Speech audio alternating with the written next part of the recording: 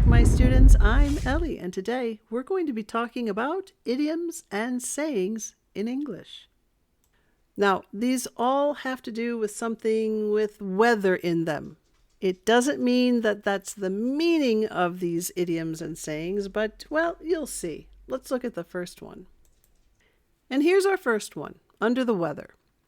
Under the weather is one that's common, and a lot of English teachers teach this idiom. But what does it mean? And just a side note, if you want this script, you can download the script at EnglishFunZone.com. So, what does it mean, under the weather? It means slightly unwell or in low spirits. You're feeling a little sick or a little down. You're not feeling 100%. You're not feeling well. Here's an example. Tammy said she's feeling under the weather. Now, these next phrases and idioms, or sayings and idioms, will all use some form of the word hell. For example, it'll be a cold day in hell. It'll be a cold day in July. And when hell freezes over. Notice that the first two is a cold day in hell and a cold day in July. They both use it'll be. And usually when we say these idioms, we use it'll be. And the reason why there are two of them that are similar is that in some families, they don't like to say the word hell. In fact, when I was a kid, we used to say H-E double hockey sticks instead of hell. And that's probably why we have a cold day in July, because that's acceptable. That you can say. Although I think nowadays it's changing. I don't think hell is such a bad word as it once was. And then we have when hell freezes over. Now, all three of these mean the same thing. And that is that the time of occurrence of an event that will never happen. So this, whatever it is, will never happen.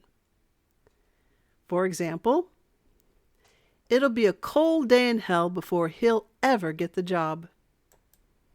That means he'll never get it. And you could say it'll be a cold day in July before he'll ever get the job. And the other one is, you can use it as an answer. For example, do you think he'll get the job? When hell freezes over. If you want to say no way or impossible, you can say when hell freezes over. The next one is a snowball's chance in hell.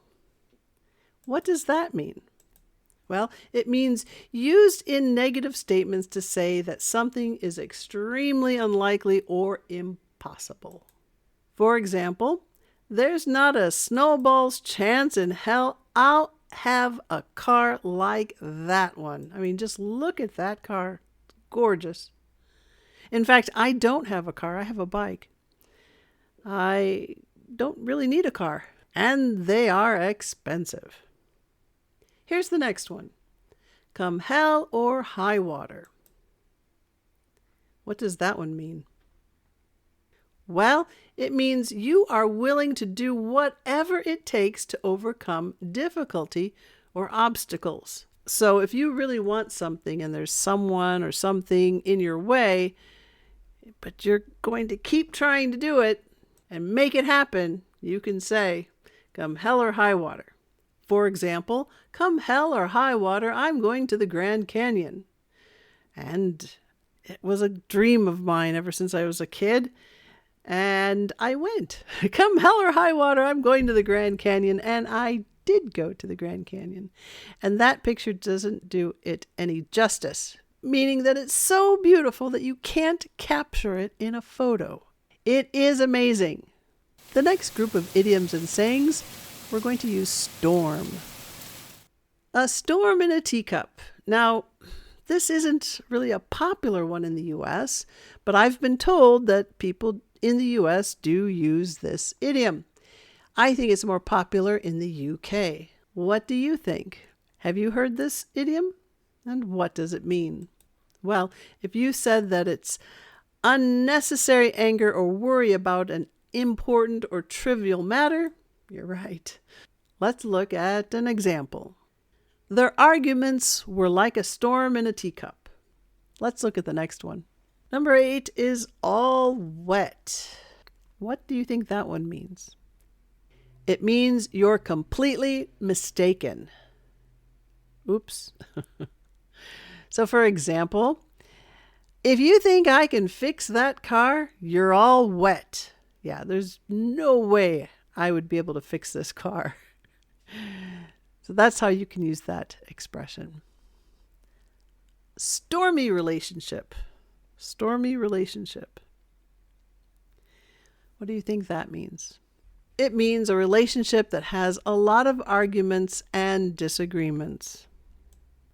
Here we have that couple again, still arguing. Their stormy relationship was the cause of their breakup. So they were fighting over little things, and they were constantly fighting over little things. Number 10 is brainstorm, meaning a spontaneous group discussion to produce ideas and ways of solving problems. Here's an example. The team did some brainstorming and came up with some great ideas. I like brainstorming with others because it's a way to get ideas, and it's a way to maybe learn something or see something differently. 11 is cook up a storm. What does that one mean?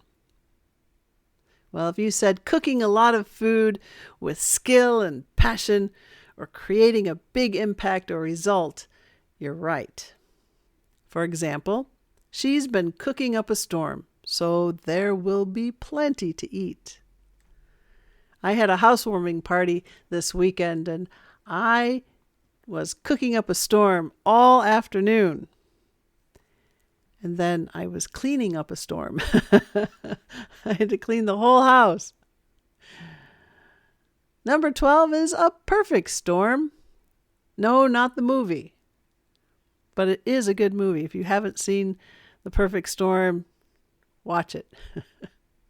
But what does it mean? It means an unusual combination of events or things that produce an unusually bad or powerful result.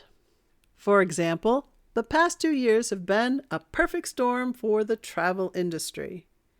Yeah, so we've had a lot of unusual things, a combination of events that produce some very bad travel experiences for us, right? Closures, cancellations, closed borders.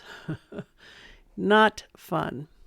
The next group of idioms or sayings is on thunder. Blood and thunder. Again, this one isn't one that I've ever used, and I don't think I've ever heard anyone use it. But it said that blood and thunder is an expression that's used, and it means unrestrained and violent action or behavior. Now in British English, the meaning is different. So look it up and find out what the British meaning is. This is American English, so I didn't put it here. But yes, it has a different meaning. Here's an example. He got so frustrated with his art, he went all blood and thunder on it. Look, he's just smashing away at it. That's definitely violent. Number 14 is a face like thunder. Now, this one, I think, is more of a British expression than something that's said in the U.S. However, I was told that in different parts of the U.S., people do use this expression. I don't know. What do you think? Let me know in the comment section below. Have you heard of this expression or this saying, a face like thunder? And what does that mean? If you said to look extremely angry, you're right. And here's the example. Oh, I love this guy. He's hilarious. I love his videos. The example is he suddenly came into the room with a face like thunder. Look, he's very, very angry. Oh, and he's angry at you. The next one is steal someone's thunder. All right, to steal someone's thunder, what does that mean? It means that you upstage someone or divert attention from someone towards themselves. So, for example, Kim is always stealing her sister's thunder, right? So maybe it's Kim's birthday, but her sister is always stealing her thunder. Look at me, look at me. That would be to steal someone's thunder, to take the attention off of her sister and put it towards herself. Number 16 is out of the blue. This one is one that I use. I like this one, out of the blue. It means something completely unexpected, out of the blue. For example, she called her high school crush out of the blue. Now, a high school crush is someone that you loved or really had a lot of feelings for in high school. She called her high school crush out of the blue. The next group uses something with rain or water. For example, raining cats and dogs. This is another one that most English teachers teach, and it's common. And what does it mean? Raining heavily. It's been raining cats and dogs all day. That's how you could use that. The next one is rain on someone's parade. It means to spoil someone's plans. For example, I'm sorry to rain on your parade, but we can't go to Disney this year. Aww. It means that you were really looking forward to going to Disney, but you can't. The next one is right as rain. Have you heard of that one? Right as rain. What does it mean? It means in good order or good health, satisfactory. You've made it better. For example, he was very ill, but he's right as rain now. So he's feeling better. 20 is take a rain check. And again, this is another one that's very popular with English teachers. It means to decline an invitation, but suggest that you'll accept it at a later time. For example, I can't go with you. Could I get a rain check? Number 21 is when it rains, it pours. This is one that I use, and it means bad luck and bad things tend to happen at the same time. Now, we're talking about things that are really, really bad, not little things. We're talking things that might change your life. When it rains, it pours. Yeah? For example, he was told his cancer returned the same day his dog died. When it rains, it pours. 22 is come rain or shine. What does that one mean? You do it regularly, whatever the circumstances. For example, I ride my bike every day, come rain or shine. Now, I don't have a motorcycle. I have a standard bicycle. And I ride my bike every day, come rain or shine. Well, maybe not every day now. But if I need to go somewhere, I ride my bike. This next group is using the word sky or something up in the air. For example, in the dark. Okay, so sky, dark sky. But what does this mean, in the dark? It means in a state of ignorance or uninformed, right? You don't know something. You could say, he's in the dark about how his friend really feels about him, right? His friend is having stronger feelings for him than maybe he does, and he doesn't really see that. 24. Heavens open up. Heavens open up. What does that mean? It means it begins to rain heavily. For example, put the top up on the car before the heavens open up. You can see here that it's just now starting to rain a little bit. And you're telling your friend, put the top up on the car before the heavens open up. And she's like, no, I'm going to put on my sunglasses. Number 25 is on cloud 9. What does that mean? To be extremely happy. Extremely happy. For example, they were on cloud 9 after solving the problem. Woohoo! 27. Head in the clouds. What does that mean? It means spending too much time thinking about love or about ideas that are not practical. Ever since he met Sally, he's had his head in the clouds. Aww. In a fog. In a fog means to be preoccupied, not paying attention, and also at a loss or confused. After the accident, he went about in a fog, even though he had not been injured. So he's just kind of in a fog. To chase rainbows. What does that mean? Chase rainbows. It means to pursue unrealistic goals. For example, I had to find a real job and stop chasing rainbows. Do you have a real job? Let me know in the comments section below.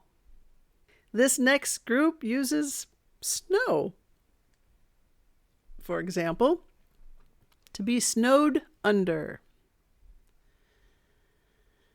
This means you're emphasizing that you have a lot of work or other things to deal with. You just don't have time to do anything else.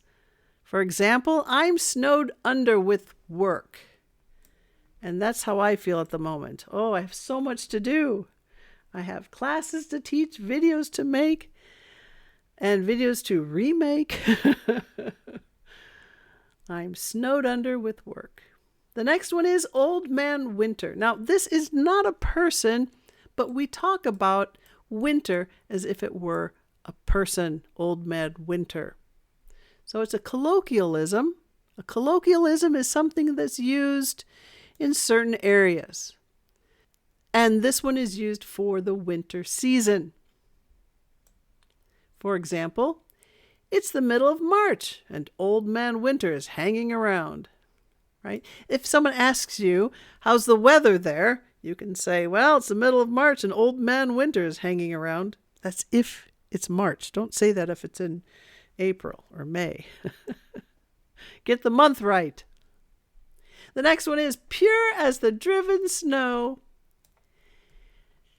Now, this one normally is used about women or towards a girl. I have not heard this one used for a boy or for a man, but you could. I'm not saying you can't. You could use it for someone to mean that they are very innocent. But it's often used ironically. Now, you have to understand the word ironically, meaning it's like it's something that you say, but you don't really mean it in that way. It's not something that you truly mean. It's like, yeah, right. Pure as the driven snow, right? It's not something that they are really innocent about. For example, you may think she's as pure as the driven snow, but her two girlfriends will say otherwise. Yeah. So you might think it, but it's not true. The next one is dead of winter. It's the coldest part of winter, or the middle part of winter, the coldest part of winter. For example, I don't like driving in the dead of winter. The next one is break the ice. What does that mean? This one's common. It means to get something started, particularly by means of a social introduction or a conversation, to get a conversation started.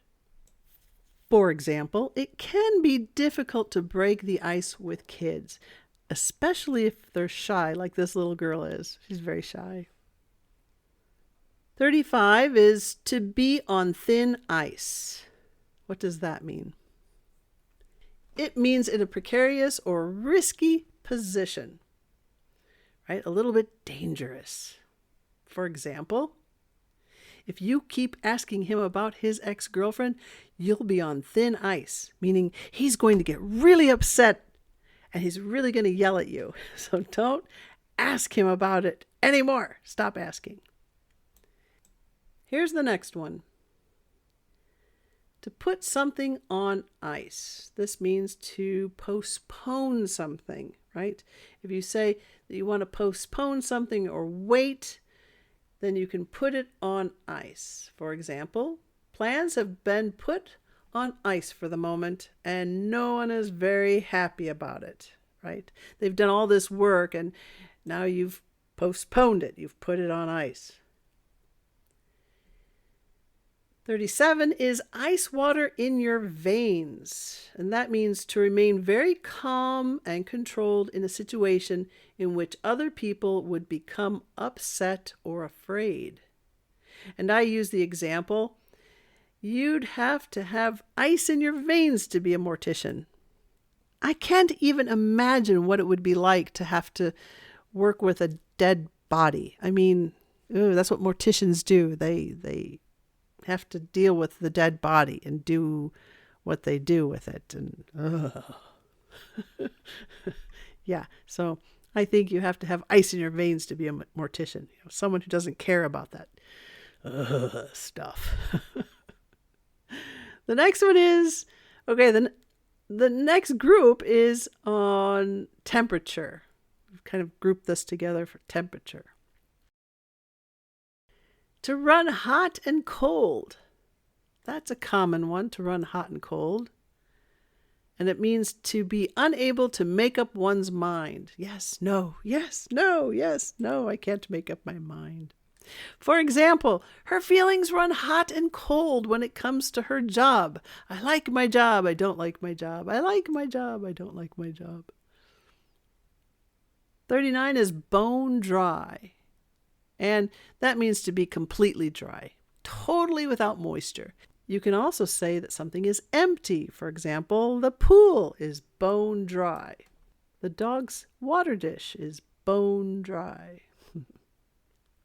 40 is soak up the sun. And that means to enjoy the sun. It was nice to sit on the beach and soak up the sun. Oh, we didn't have too many days where we could soak up the sun. We had mostly rain this summer. And we couldn't catch some rays. And you can guess that that means to sit or lie outside in the sun. So those two expressions mean the same thing. Yesterday, I was at the beach and caught some rays. So you're just sitting outside. Oh. The next one is dog days of summer, meaning it's the hottest day of summer. Whew, the dog days of summer are here. Well, no, they're not. It's very, very cold here. But what about where you are? Do you have any dog days of summer there? The next one is blow hot and cold. It means to shift one's level of enthusiasm repeatedly. So, for example, I can't tell if he's excited or not. He's running hot and cold. Yes, no, yes, no. He doesn't seem very excited, does he? The next one is a breath of fresh air, meaning a person or thing that constitutes a refreshing change. For example, I know Ted can seem too progressive, but to me, his ideas are a breath of fresh air. The next group, we're going to use wind in these. For example, it's a breeze, right? Wind, breeze. It's a breeze. And I think most of you know what this one means. It's very easy. For example, math is a breeze for him, but not for me. I don't like math at all. Basic, fine, but this kind of math, no way. The next one is spit into the wind. Ew, that sounds disgusting.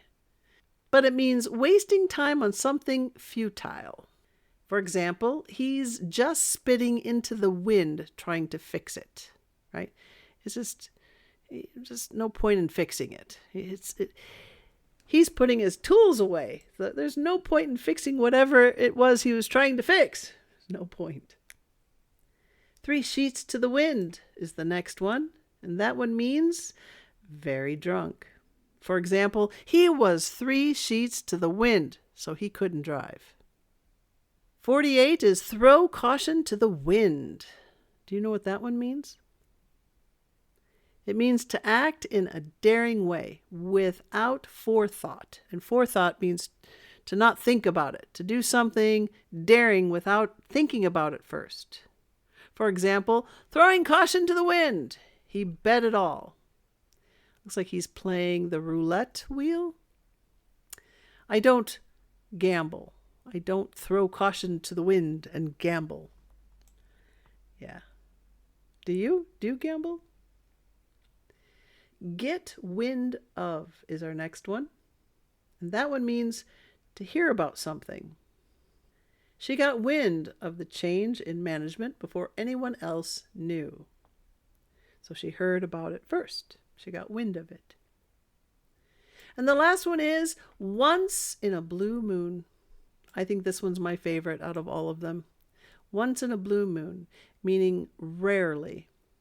They only see their friends from Canada once in a blue moon.